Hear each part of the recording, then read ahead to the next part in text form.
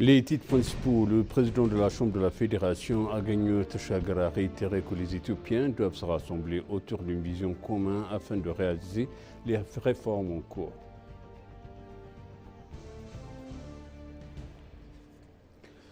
L'analyste américain Lawrence Freeman a affirmé que la victoire d'Adwa a choqué les fondements de l'impérialisme européen.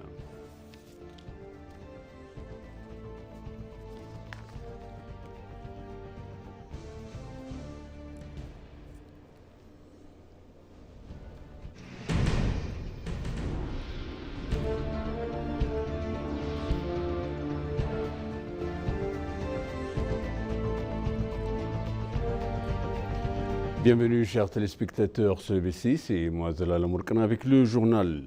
Les Éthiopiens doivent se rassembler autour d'une vision commune afin de réaliser les réformes en cours selon le président de la Chambre de la Fédération, Agnew Teshagare. S'exprimant hier à l'occasion de la célébration du 128e anniversaire d'Adwa, il a souligné que la victoire d'Adwa était le fruit de la solidarité éthiopienne indépendamment des différentes ethniques et religieuses. En outre, la victoire d'Adwa est un événement historique mondial important qui a remplacé le faux récit de la suprématie et le vrai récit de l'égalité. Le président a enfin dévoilé que le 128e anniversaire de la victoire d'Adwa avait été célébré de manière unique au nouveau musée commémoratif de la victoire d'Adwa dans la capitale éthiopienne.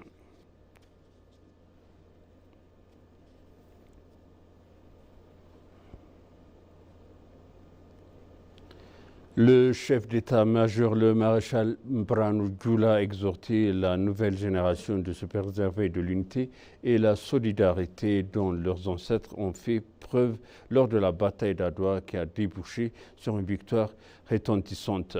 Les Éthiopiens ont célébré hier le 128e anniversaire de cette victoire décisive qui a mis en échec la campagne italienne visant à étendre son empire colonial.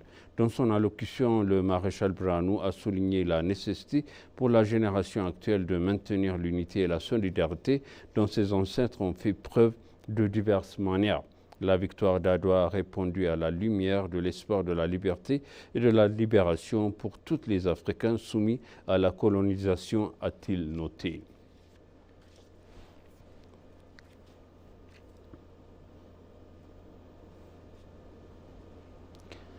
La victoire d'Adwa nous rappelle l'époque où les Éthiopiens, mettant de côté leurs différends, ont marché ensemble à l'unisson pour défendre la souveraineté de notre nation, a bien aimé, selon la maire d'Addis Abeba, Adanej Abebe. La maire a ajouté que le 128e anniversaire de la victoire historique d'Adwa est un jour qui témoigne de l'unité, de la résilience et de l'héroïsme de notre nation. Adanej a rappelé que la victoire d'Adwa nous rappelle l'époque où les Éthiopiens mettent en côté leurs différentes, ont marché ensemble à l'unisson pour défendre la souveraineté de notre nation bien-aimée. Selon la maire, la victoire d'Adwa démontre l'unité et l'engagement à défendre les valeurs de liberté et de souveraineté pour lesquelles nos ancêtres sont battus.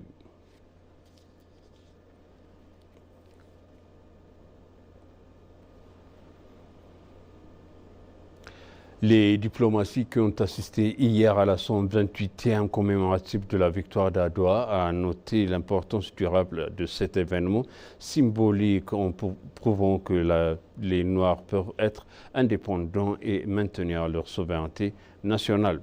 S'adressant à l'ENA, l'ambassadeur d'Arménien Shak Shargissan a déclaré que le peuple éthiopien est très fier de cette victoire qui était aussi une victoire pour le continent africain, pour toutes les nations africaines.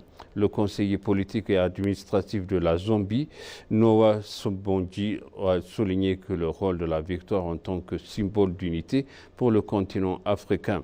L'attaché de la défense du Bangladesh, le général de brigade Sharif Islam, a salué la position unique de l'Éthiopie en tant que nation non colonisée.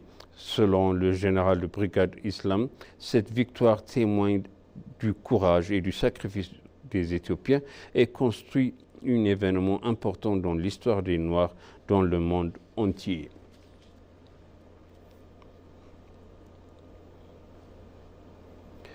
Dans un entretien exclusif avec l'agence de nouvelles éthiopienne, le président de Comoros et ancien président de l'Union africaine, Azali Assoumani, a réitéré que les pays africains devraient assimiler et intégrer la notion de panafricanisme afin de travailler et de développer en tant que force unifiée pour construire une Afrique meilleure.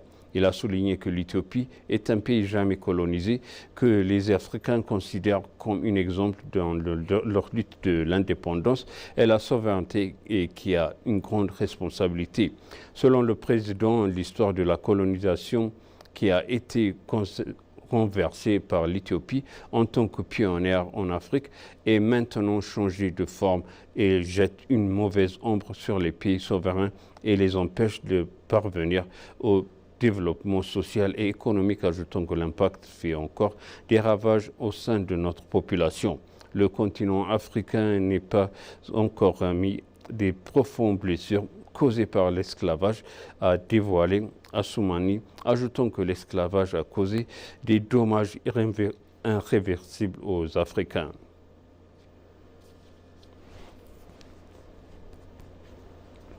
Derartu Toulou, présidente de la Fédération éthiopienne d'athlétisme, a exhorté que la jeune génération devrait écrire sa propre histoire basée sur l'histoire d'Adwa et amener le pays vers le meilleur sommet.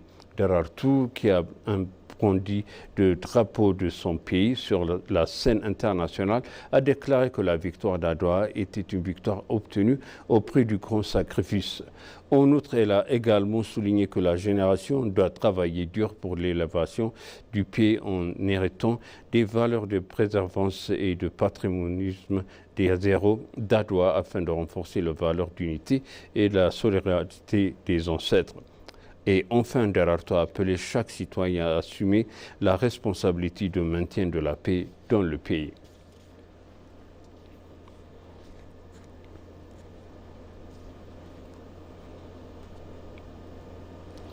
Les communautés éthiopiennes du Qatar et de la Djibouti ont célébré de manière colorée le 128e jour de la victoire d'Adwa, selon le ministère des Affaires étrangères. Dans son discours d'ouverture de la célébration à Doha, l'invité d'honneur et ministre d'État des Affaires étrangères, Birtukan Ayano, a noté que cette journée symbolise l'unité de l'Éthiopie et servit d'inspiration à tous les Africains dans leur lutte contre le colonialisme.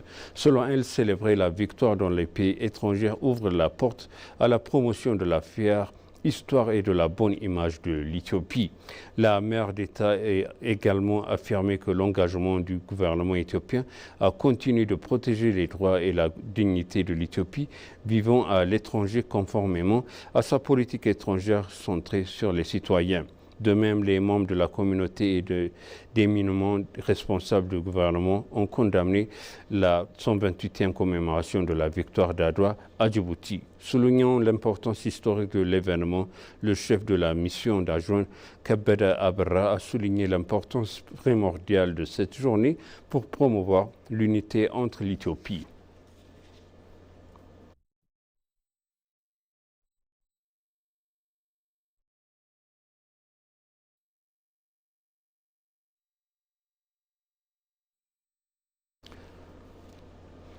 Et pour conclure, le journal, dans un entretien exclusif avec l'ENA, l'analyste américain Lawrence Freeman a affirmé que la victoire d'Adwa a choqué le fondement de l'impérialisme européen et l'a presque conduite à sa chute. En outre, les enfants éthiopiens peuvent apprendre comment leur pays a vaincu l'impérialisme, ce que notre pays sur tous les continents n'a fait, a assuré Freeman. Dans le cas, l'Éthiopie a démontré son engagement en faveur de l'intégration régionale à travers l'exportation de l'électricité et la poursuivra depuis le grand barrage de la Renaissance hydroélectrique éthiopien vers les pays voisins, a-t-il expliqué. L'Éthiopie est également devenue l'un des pays africains à rejoindre les BRICS qui constituent en soi une autre forme de leadership pour l'Afrique, selon Freeman.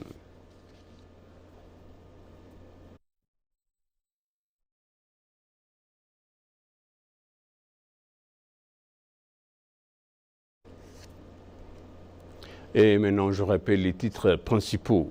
Le président de la Chambre de la Fédération, Agagno Tchagar, a réitéré que les Éthiopiens doivent se rassembler autour d'une vision commune afin de réaliser la réforme en cours.